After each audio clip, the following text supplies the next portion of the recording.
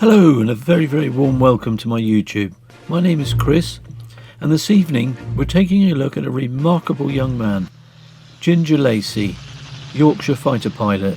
This memorable story of a fantastically brave yet modest young sergeant pilot who for many years was almost unknown outside of the RAF. 23-year-old James Henry Ginger Lacey shot down an ME-109 and a Heinkel He111 3 days after arriving in France with 501 Squadron. It was May 1940. By the 19th of June, when the squadron returned to England, he had destroyed 3 more enemy planes, had been mentioned in dispatches and awarded the Croix de Guerre. On the 12th of August, the day he was awarded the DFM, he shot up 2 Ju-87Bs.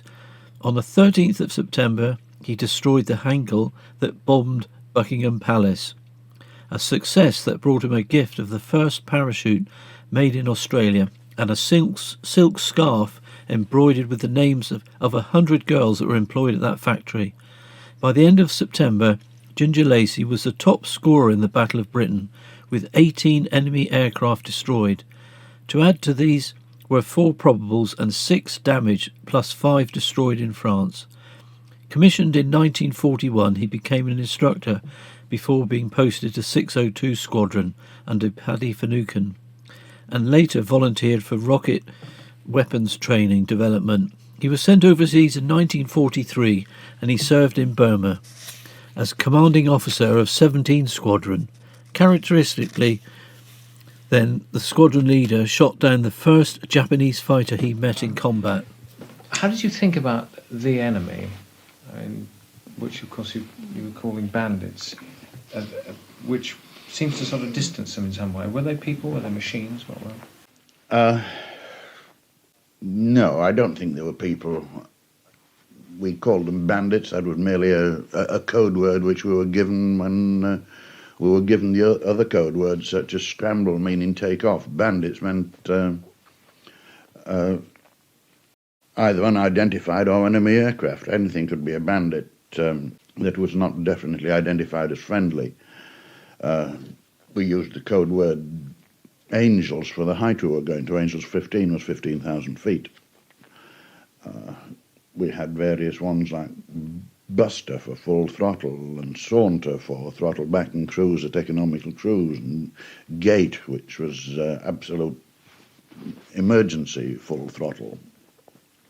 Through the gate, as we called it. You see, there was a gate on to stop you going into absolute maximum boost. And Bandit was never intended sort of to describe the aircraft or the people in it or anything like that.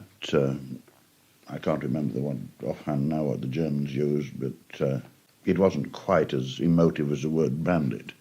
Well, it was if you're talking about 1940... July to October, yeah. Well, in July we were at Gravesend, which was a civilian airfield which had been taken over by the Air Force. We moved in there. There was no proper accommodation. We were living in a requisitioned house just off the airfield. What were you doing before you went into the Air Force, and when did you go in? Well, I was before the war. I'd taken an instructor's course with the Volunteer Reserve, and I'd obtained a job as a flying instructor with the Yorkshire Aeroplane Club at Eden. When the war started, we were all flying east of a line which included us was cancelled. We weren't allowed to fly at all, and two or 3 days before the war started, we were all mobilised. I was being a sergeant on the Volunteer Reserve. So flying was going to be your life if there'd been no war? Oh yes, I already was. I was a flying instructor, yeah. And by the time the war started, I got 1,000 hours in. Mm. What sort of background was your family? Was there... My father was in farming, and I'd had no wish to take up farming, so and he'd no wish for me to join the Air Force. So I became chemist apprentice, and did 3 years of that. By that time, my father had died, and my mother sort of said, "Rightio, if you wish to join the Volunteer Reserve, you may do so," which I did, and carried on flying from there. Right, so we've got you to Gravesend near Gravesend in 40. You weren't on the station, so first thing in the morning, what was the routine? How did you get woken, and what was the first thing that went through your head in the morning? Well, approximately an hour before dawn, we would get a call by a corporal from the guard room, who you put the call in for the previous evening, and you got a call. You'd have a cup of tea, you'd have breakfast. You'd get out to your aircraft. At Gravesend, we walked up from the house to the airfield, which was not very far, a couple of 100 yards. Walked up, did had checks of the aircraft, got our parachutes out, put them on the tailplane, fitted our helmets in the aircraft, hung them over the reflector sight or over the control column, and then made ourselves as comfortable as possible waiting for the first call. We always were on readiness, if we were on readiness, that is, about half an hour before dawn, before anything was likely to happen. So it was pretty early, and as we stayed on readiness till about half an hour after sunset, it was pretty late when we finished in summer. But of course, the one squadron didn't do the whole day. It would be on, say, readiness in the morning up till lunchtime. Then another squadron would take over the readiness house from then, and we would go on to available, which meant that you had to be able to get in the air in 20 minutes or something like that. Can't remember the actual time. You couldn't go away if you were unavailable. Squadron leader James Harry Ginger Lacey, DFM and Bar, was one of the top scoring Royal Air Force fighter pilots of the Second World War, and was the second highest scoring British RAF fighter pilot of the Battle of Britain, credited with 28 enemy aircraft destroyed, 5 probables and 9 damaged.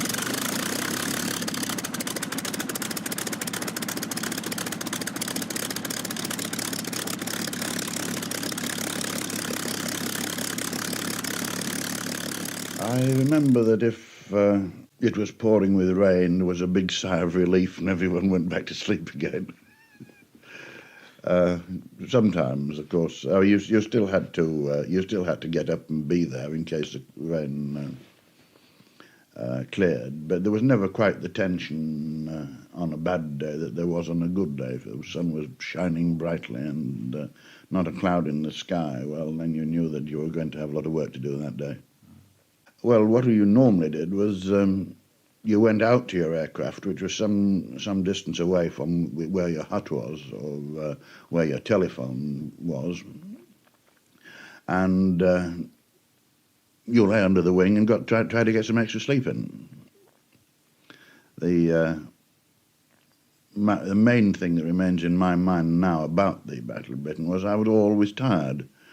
If you came down from a trip, and it was the usual hot, blazing summer day that 1940 seems to stick in my mind as being, you climbed out of your aircraft, and if the intelligence officer didn't come along to you to take a combat report, if you'd had a combat, if he didn't come along to take it, you didn't bother to go to find him. You just got into the wing of the aircraft and tried to get some more sleep in. And then probably you'd be scrambled from there and get off another trip, and you never would get a report of that trip. Presumably get a scramble.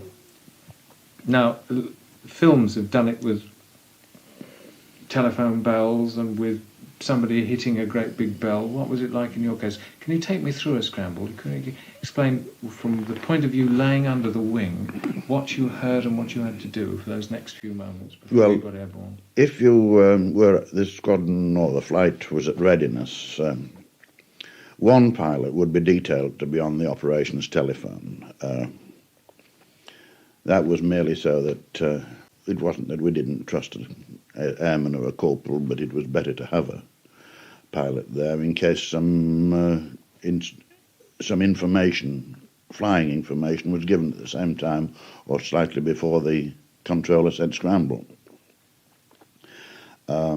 Every time the ops phone rang, everybody'd ceased doing what they were doing, and one ear was listening out, and they would be the pilot who'd picked up the phone would either go wave one hand and indicate that it was not a scramble, or if it was just getting the information, he'd have a hand up as much as say, get ready to go. And He would either say scramble if he got no further information, if he had any further information as to 50 plus coming in from the south or the east or at such and such a height, he would pass that on, and then we'd all rush out to the aircraft. Everyone roaring start up at the same time. The airman who would be sitting in the cockpit, the fitter who was sitting in the cockpit, would start the engine. While he was starting the engine, would pull on the parachute, which was, on, as I had been laid out on the tailplane. All he did was just ducked under the strap, put it on, started pushing the quick release straps into the box on the centre of the chest. And by that time he should have had the engine going. You leapt up onto the wing on the left-hand side where the step was. As you leapt up on the left-hand side, he leapt over the right-hand side and stood there waiting to strap you in. As soon as he got the 4 straps over, and then you were taxiing out following your leader. Unless, of course, you were the leader, and then you taxied out and everyone followed you.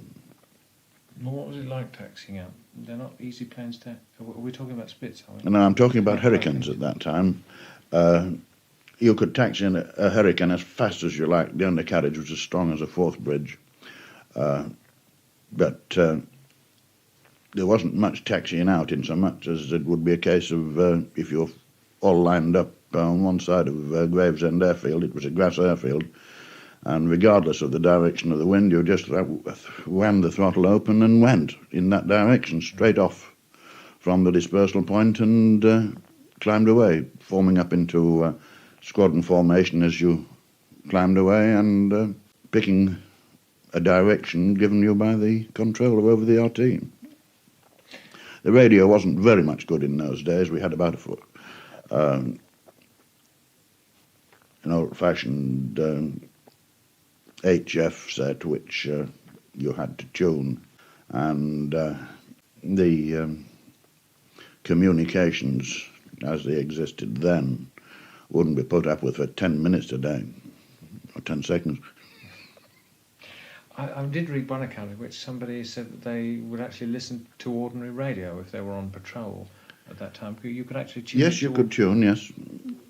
But if you tuned to ordinary radio, you didn't get any information from your squadron commander or as to, whether he'd seen any aircraft or not. I can hardly really believe that anyone deliberately tuned to ordinary radio. But I do know that when we first went to France, the frequency on which we had been controlled at Tangmere, without being changed at all, in France, appeared to get nothing else except the overseas service of the BBC. Which is quite pleasant. Yes, but mixed up presumably with other things. Mixed up with your own transmissions, yes. Was there any sort of chivalry? I mean, people have used this word about this time. Do you remember any sort of chivalry? Was there a code in which the way people fought? Were you tempted? Did you know of anybody being shot down after they'd bailed out, or shot at after they'd been bailed out, and that sort of thing? Were there any rules? Don't know what you mean by chivalry. I mean, if it meant to give a man an even break, the answer was there was no chivalry at all. I mean, I much preferred to kill someone without him even knowing I was there. His first indication that he was being shot at was when bullets started coming out of his chest. You didn't give the chap an even break. You were there to get rid of his aeroplane, and incidentally him at the same time, but I tell you, that didn't really cross your mind that you were firing at a man. You were firing at an aeroplane of the wrong kind, wearing the wrong markings and flying in our sky, and we'd been told to get rid of them, and we got rid of them. There was no feeling about it. Not, at least I didn't have any feeling about it at all. I didn't go around hating Germans or liking Germans. I'd never met a German in my life, so I couldn't sort of have any preconceived opinion of what a German looked like or talked like or acted like. But I didn't hate them, I didn't like them. It was just that we were fighting because we were told to fight them. We were told we were at war with Germany. I remember Chamberlain telling us we were at war with Germany, which didn't give me butterflies in the stomach, it gave me vultures in the stomach. Yes, but if you said to people of 20 nowadays, we're at war with whoever you like, do you think there's going to be the same sort of feeling about it as you had at that time about being at war with Germany? Well, you're asking, someone now who I think was looked upon as square and deadbeat and not in touch with the modern generation any longer. But I do think it would be different in so much as when we were young, we had parental authority. All of us listened to our parents. All of us did exactly what our parents wanted us to. There was none of the violence and assaulting of policemen going on then that goes on now. There wasn't such a thing as a hobby demonstrator. And I think that these demonstrators do it for something to do, rather than having any deep felt feelings about it. In fact, what they want to do is to argue against authority at any time. And if authority said you're at war with Germany, they would all then automatically say, no, we're not. We've got opinions of our own, and even though they're just the only opinions we have is that they're different to yours. And they're different to yours merely because you say something and we say the opposite, without any feelings on the matter whatsoever. So for you, would it would the reverse be true, that you went to war simply because you were told to, without any feelings as to the rights or wrongs of it in that way?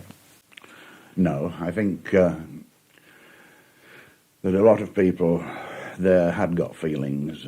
I was in the reserve because I could see a war. I was in the volunteer reserve because I could see a war coming, and I wanted to be trained when it started, not have to be conscripted and fight in an untrained condition. Lots of the pilots in the squadron felt that way about it. Were in the reserve for the same reason that I was. I also was in the reserve because I wanted to fly, and it would have been the only way I could possibly learn to fly, owing to the expense of then as now of learning to fly. And I think that we all felt that Great Britain was in the right. We also didn't want to be told what we were going to do by Germans, by Russians, by French, by anybody. I can't remember who it was who said my country right or wrong, and I think that's the way we felt about it, my country right or wrong. We were still British, and we were fighting for Britain. I really hope you found this account of Ginger Lacey's life and times flying during World War II interesting. It's really part one of 2 films that I'm going to make, and I hope you perhaps consider subscribing and keeping an eye out for part 2 of Ginger Lacey's life and endeavours during World War II. Thank you very much for watching along, and I wish you all the very best. Take the greatest of care. See you on the next one. Cheers.